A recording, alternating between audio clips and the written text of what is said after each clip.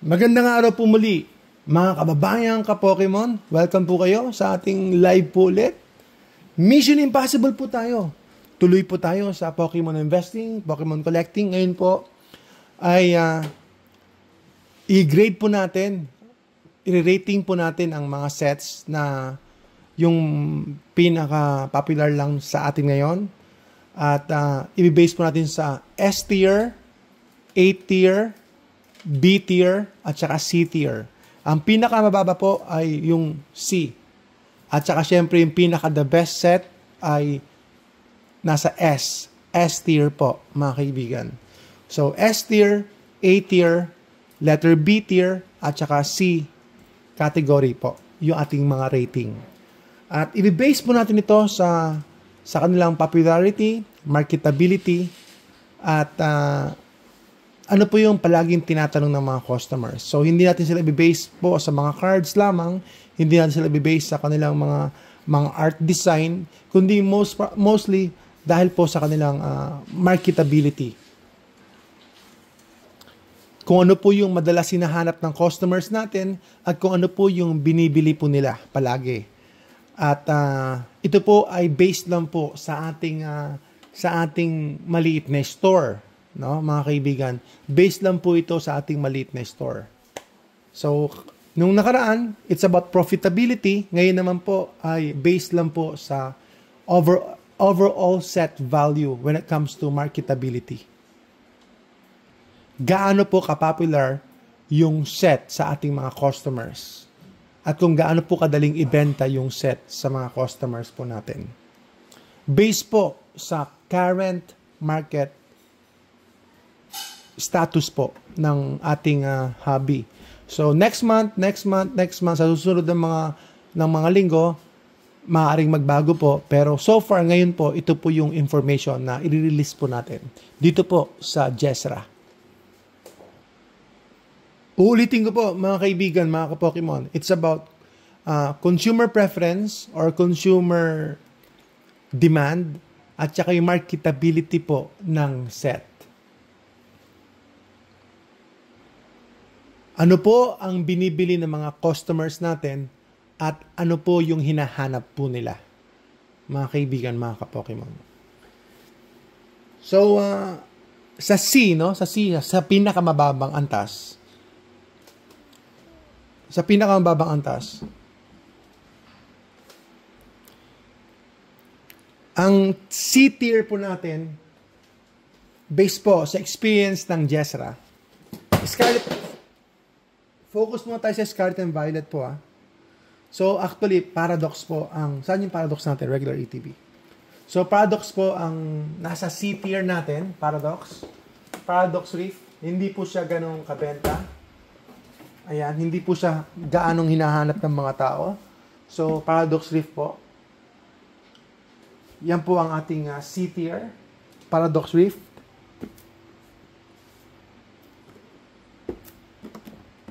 Meron din pong naghahanap yung booster bundle ng Paradox Reef, meron din po naghahanap niyan.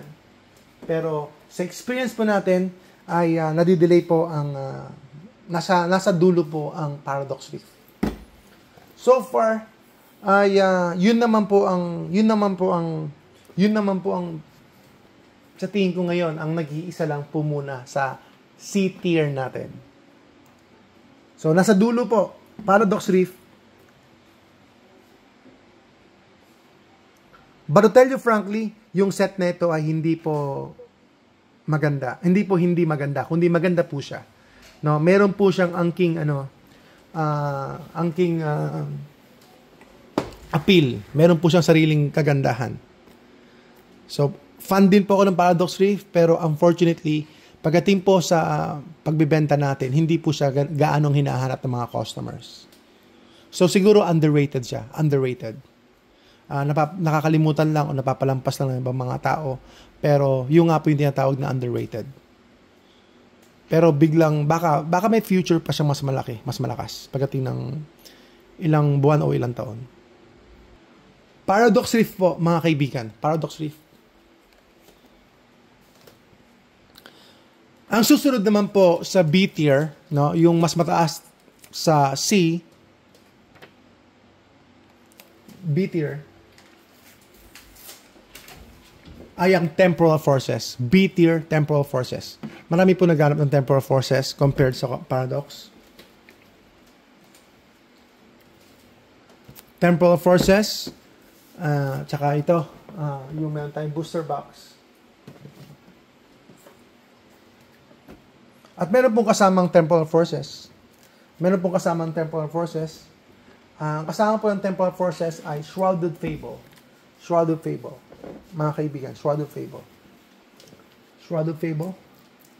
Ito po ay dapat nasa C tier to. Pero lately, ay talagang ito po ang hinahanap ng mga tao. Maybe because siya na po yung pinakamura at syempre, generally speaking, mas gusto ng mga tao ng masa yung pinakamura. Lahat po ng pumapasok sa hobby, lahat po ng newbie ay siguro dito pupunta sa Shroud of Fable or Temporal Forces. Kaya bigla pong pumalo itong Shroud of Fable. Ayan, medyo mataas ng konti sa B. Mataas ng konti sa B, pero B pa rin siya. B pa rin siya ay Stellar Crown, mga kaibigan. Mga ka-Pokemon, Stellar Crown. Letter B pa rin po. Letter B pa rin po tayo, Stellar Crown. Stellar Crown. So, sabihin natin, B plus po ito. B plus. B plus po ito. Itong Stellar Crown. Gustong-gusto rin po ito ng mga tao. B plus po siya. Stellar Crown. Ang susunod naman po sa letter A. Letter A na tayo. Or sabihin natin ito na lang. B plus, B plus. Ayan. Ayan. Nasa papuntang A na po siya. Scarlet and Violet base set. Popular din po ito. Siguro mag-i-increase pa in popularity itong dalawa. Mag-i-increase pa siya in popularity itong dalawa kapag, ayan, pagka magko-close na yung generation, magko-close na yung era ng Scarlet and Violet. So, bigla pong nag-boom talaga ito. Ulit. Talagang na-overcome niya yung ibang mga set. Although, hindi po masyado expensive yung mga cards, na-overcome niya po sa popularity yung ibang mga set. So, Scarlet and Violet base set. Dalawang kulay po yan. Isang Scarlet tsaka isang Violet. Susunod naman po, mga kaibigan, ay A tier. A tier. So, mas mataas po siya sa C, mas mataas po siya sa B, at yun na po. No, almost almost S na. No, ang S lang po ang mas mataas kaysa sa kanya. So, nasa A tier tayo, mga kaibigan. Ang A tier po, ang nasa baba ng A tier ay Twilight Masquerade. Twilight Masquerade. Based po yan sa experience natin dito po sa store, sa shop natin. So, Twilight Masquerade, ayan, nasa A tier na po yan. A tier. Pagkatapos mo ng Twilight, syempre itong Obsidian Flames. Itong Obsidian Flames. Hindi, Obsidian Flames. Obsidian Flames po. So, very popular din po itong Obsidian Flames. A tier po siya. Tapos, susunod dito, Paldea Evolve. A tier din po siya. A tier din po yung Paldea Evolve. And sa bandang taas po, ito, yan, Surging Sparks. Surging Sparks, A tier din po siya. Sa bandang taas po yan. Yan po ang mga hinahanap ng mga customers natin. Karaniwan. At ganun din po sila ka-popular at tumaas din po talaga yung values po nila. Yan. So, Surging Sparks, Paldea Evolve, Obsidian Flames, tsaka Twilight Masquerade. Ang susunod naman po, syempre, yung pinaka the best na so far sa Scarlet and Violet. Pinaka-okay, pinaka-maganda, pinaka-popular, pinaka-hinahanap ng mga tao, pinaka-mabenta, pinaka-mabilis mabenta, at tumataas din ang presyo. S-tier po tayo, mga kaibigan. S-tier. S-tier. Palitan natin to. Yung S-tier naman.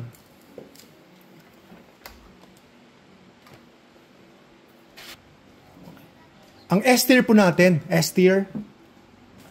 Ang S-tier,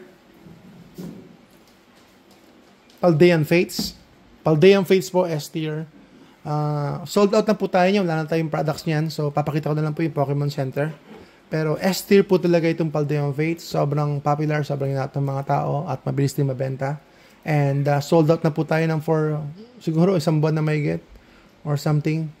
Pero ganun talaga siya ka-popular at ganun din po itinaas ang presyo niya. So, abangan po natin ang reprint. Baka magkaroon po ng reprint, then it's time to accumulate. Ayan. S-tier po itong Paldean Fates. Of course, mga kaibigan. 151, S-tier. S-tier po yan sa Scarlet and Violet. 151. Yan. Lahat ng products sa 151, it's a very, very, very good. Lahat po ng products, no? Mula sa bundle, mula sa mini-teens, mula sa collection boxes, ETBs. So, lahat po ng products ng Pokemon Center, specialty set po ito. Specialty set po ito mga ito. Paldean Fates at saka Pokemon Center, wala po silang booster box. S-tier po sila. S-tier. At syempre, ang pinaka-S-tier sa lahat so far, although we don't have a lot of products, wala tayong products na binibenta talaga. For opening lang po, walang iba kundi ang Prismatic Evolutions. So far, meron pa mga lalabas na mga sets in the future, in this month, no, meron pa yung lalabas na set. Tapos sa susunod ng mga buwan, tuloy-tuloy pa rin po hanggang at the end of the year, meron pa rin po mga set ang Scarlet and Violet. Pero so far, ito po ang ating S-tier sa Scarlet and Violet. Ayan. So, ito po ang S-tier natin sa Scarlet and Violet, mga kaibigan, mga ka-Pokemon. Without a doubt, so far, talagang ito po talaga ang the best set po when it comes to consumer interest, consumer popularity, and marketability. Ito po. So, ito susunod, ito pinakamababa, ito pangalawa, at ito ang pinakamataas, mga kaibigan. At syempre, hahabol tayo sa S-tier bilang extra lang sa Sword and Shield.